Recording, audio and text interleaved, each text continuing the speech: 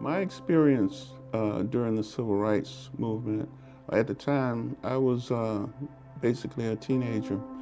Um, Around 1960, 61 was about the first time I heard about developments with regard to the civil rights movement when the black students from, I think it was North Carolina A&T, staged the sit-ins. And that was when things, I guess, kind of got rolling. Well, the civil rights movement began very early for me as a child because of being raised in the Quaker religion and heritage.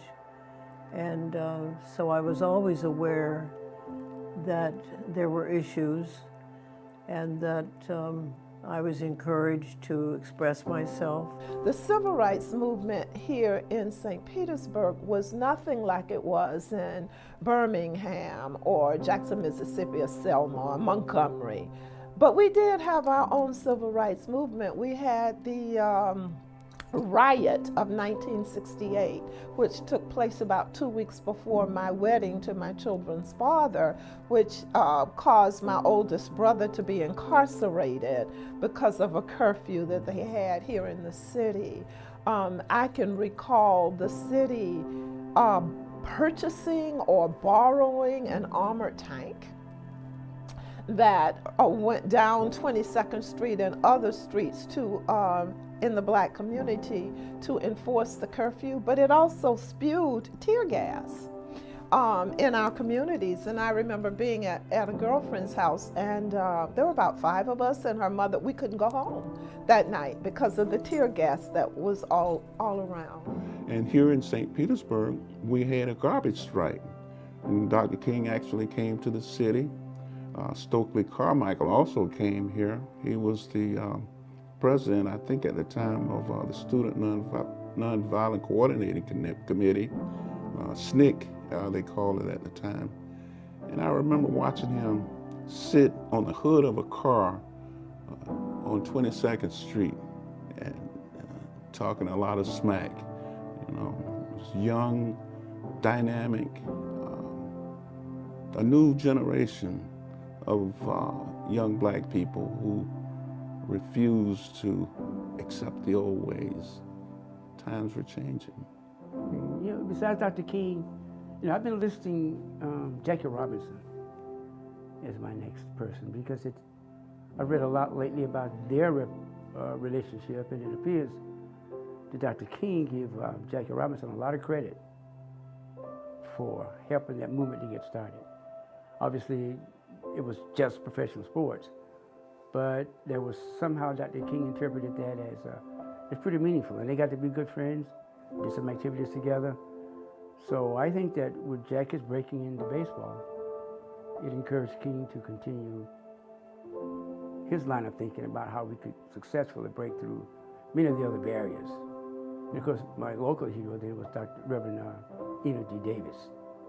He was the man that sort of was at the leadership of movement in this city and very well respected. Enoch Davis was a quiet, respectable, full of action man, and he walked with dignity.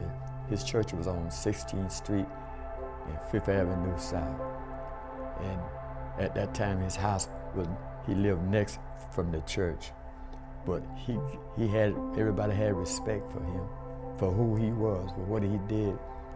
And when he decided to do something, he didn't have to seek the community. The community came behind him to support him, whatever issue was available for us to deal with. He was able to move quietly, yet strongly and boldly, with the support of the whole city. Well, a lot of the progress, social progress, we've made political progress when the Civil Rights Act was signed in 1964. That helped to spearhead the growth and development of black people as a group. Even if you go back to the Supreme Court decision of that year when segregation in the schools were outlawed, where the Plessy versus Ferguson was overturned. That case was the Topeka, Kansas Board of Education, where the Supreme Court ruled against them.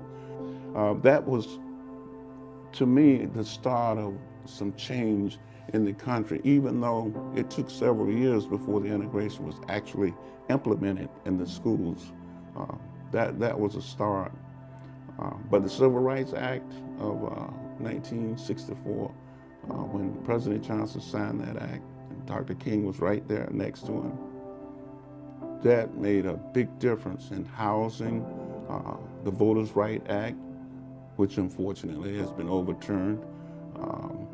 I mean, that was great. That was great for black people in terms of progress. Well, when you look back on the last 50 years, since 1968, I think it's, the proverbial, the glass is half full and half empty, both, depending on how you look at it. It's kind of a bittersweet legacy. If you talk to the Freedom Riders, for example, they're proud of what they did in 1961.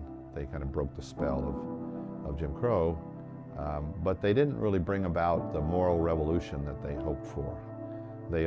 Many of them talked about the beloved community, the phrase that Dr. King used so often, and that John Lewis continues to use. He was one of the original 13 Freedom Riders. They were able to marshal political pressure to get the Civil Rights Act of 1964 and the Voting Rights Act of 1965 and other pieces of legislation, but I think many of them will tell you that the fundamental problems, many of them remain. That there's a problem sort of at the heart of America.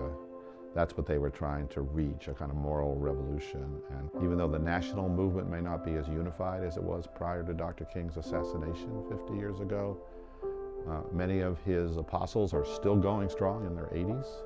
And many other younger people. Of course, we have the Black Lives Matter movement, which I think gives a lot of us a great hope. Now we have professional athletes like Colin Kaepernick and LeBron James speaking out in the tradition of Muhammad Ali and Arthur Ashe, demanding really that they and their colleagues take some responsibility to give back to the black community, to give back to the nation, really, in the sense that they're not just privileged celebrities or athletes, but they have a voice, they care. I think there's a lot of that. You certainly see that in the community here in St. Petersburg. It's a dramatically different place than it was in 1968. It was a pretty ugly place, frankly, for African Americans to try to live then. There were exceptions, but I think most people today, here at least, are people of goodwill, and there's a lot of interaction between the members of the black community and the broader community in St. Petersburg. And I think that's true of communities across the South and really across the nation, despite a lot of ugly incidents that continue to trouble all of us. So it's, as I said, I think it's bittersweet. We haven't reached the beloved community, but we're probably a little closer than we were 50 years ago. And I think many of us know what we need to do. That we need to, our responsibility doesn't end with voting. It only begins with voting. And people need to speak out. They need at some level at least to think of themselves as activists, that they're going to take responsibility for changing the world so that their children and grandchildren and great-grandchildren will not have to face the same horrific obstacles that people faced in the past.